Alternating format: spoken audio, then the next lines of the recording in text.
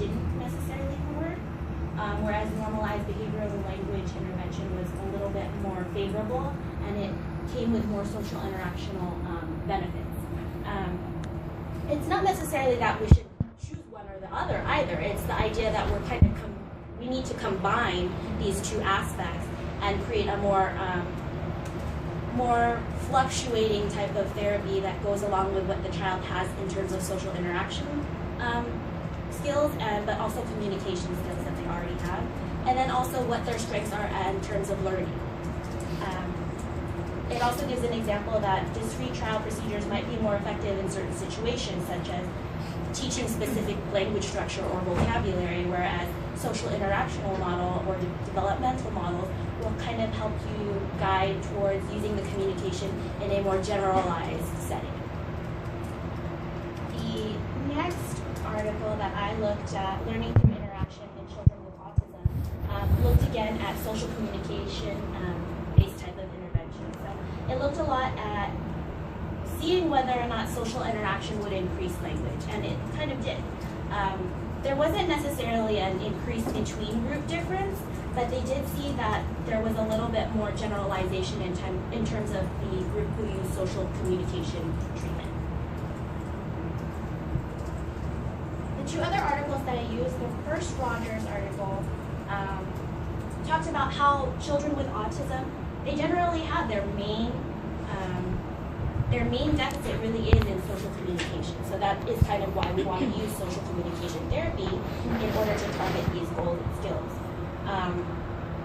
So they looked at engagement with and their effect on different behaviors, and it basically was not a teaching program. It was looking to see whether or not if you put this child with another peer or another speaking partner, will they produce more language? And it was kind of leading towards the idea that this was more beneficial to use social interactional models where you're communicating with others rather than a drill teach model.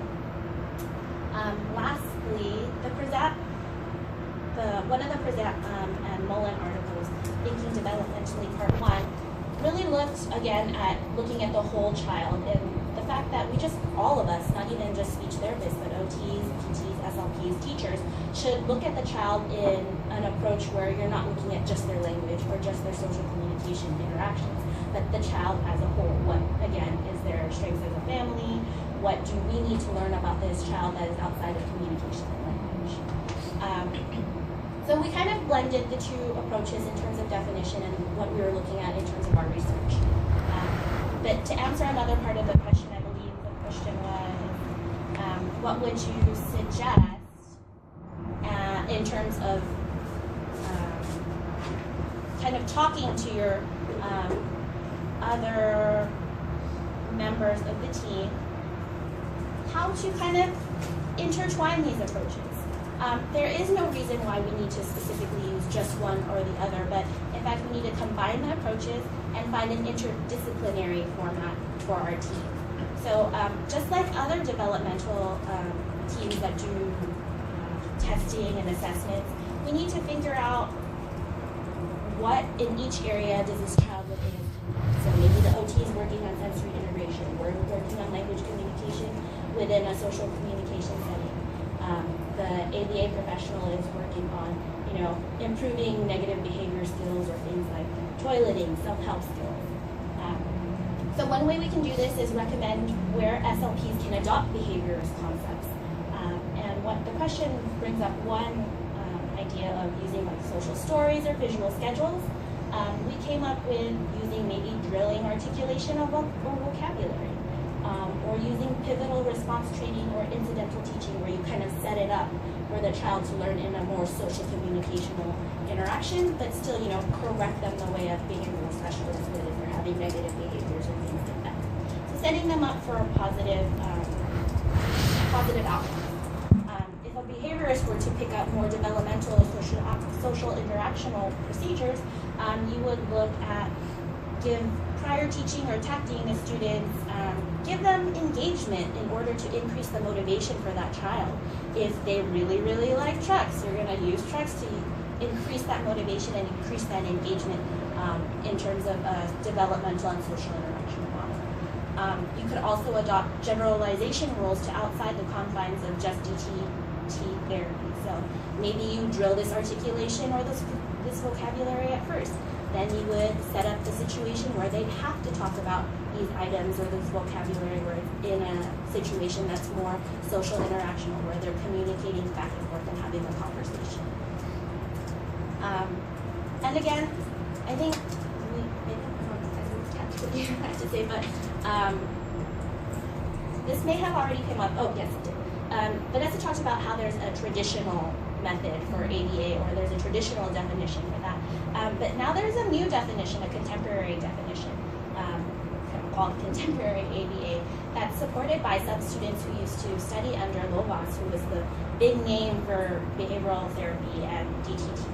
So a lot of these students or big name behaviorists are calling upon contemporary ABA, and that they believe that there should be a more developmental concept that drives therapy, drives not necessarily just LSLPs, but ABA therapists as well. So one of those examples is So a nice intervention approach or model to use to kind of incorporate, like what Kat has been talking about, this like developmental social interactional model, and also kind of combine that contemporary ABA, kind of working more with the family and the educators, and kind of having this interdisciplinary approach. CERTS is a great model. So CERTS involves 3 sections. I think their big point is that they kind of, or that's a good way to put it, they kind of target each like part of what ASD, like the deficits in ASD.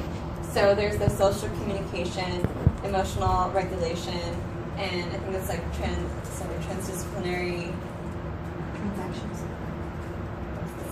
The S. Sorry, I'm thinking of the S. But basically the TS, transdisciplinary, I can't think of the last part, but it's like working with the family and the other educators, so kind of getting like that whole team approach. So with social communication, it's really following that model that Kat basically just talked about, and then also incorporating some of that contemporary ABA into it. So kind of taking from a lot of different fields and putting it all together. And as of right now, and then the emotional regulation, is kind of working more on how to increase that motivation, how to help regulate emotions, kind of looking more at the sensory integrative issues that kind of come along with ASD a lot of the time, and kind of targeting the multiple facets that kind of create the antecedent for these behaviors, but without, in a kind of more naturalistic way. And so right now there's no, there aren't any huge studies, there's not big research right now showing like, yes, this model is extremely effective in this way. But what they're doing is there are ongoing studies right now. They're by Weatherby, and they also have, it's great, the article, I think I posted it for Lauren, but the big CERTS article by Prezant and Weatherby is great, because at the end of it, what they do is they break up the 3 sections. And so for social communication, the different approaches they use for that, they have articles and different evidence kind of backing the different approaches that they combined for that section. And then for emotional regulation, they did the same thing. So it's kind of neat. They brought in research that's already been done and with multiple different interventions that are kind of all combined to make up the CERTS intervention. Does that make sense? It's kind of like piecing it together. So they don't have one big like research article that's like, oh yes, we've done this study with 100 kids and this is what we found, and CERTS is the right way to go.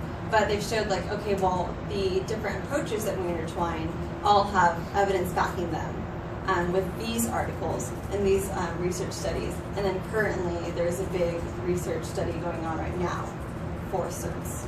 Does that make sense? Okay. So transactional support, there it is.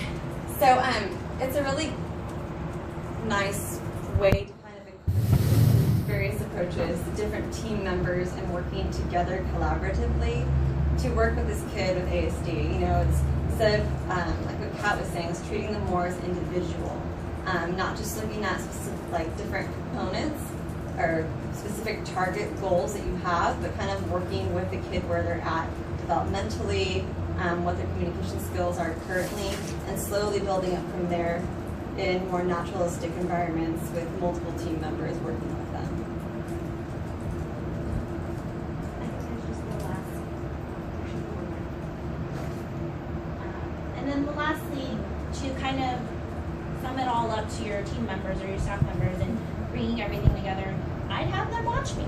I'd have them watch me do what I do, and I'd watch them with what they do, and kind of see where you can combine the two and find a balance of where, you know, you guys are both working on the same page and on the same page with with each individual child.